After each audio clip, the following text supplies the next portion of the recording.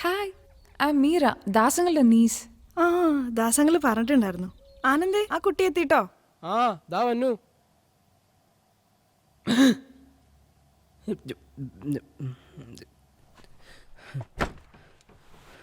ദൈവമേ, മീര ഇവളാണോ ദാസന്റെ കസിൻ?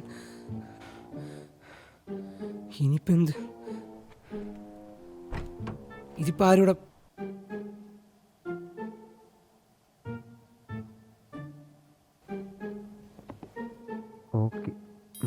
ട്രെയിനിനാ വന്നേ, ആകെ ടയർഡായി.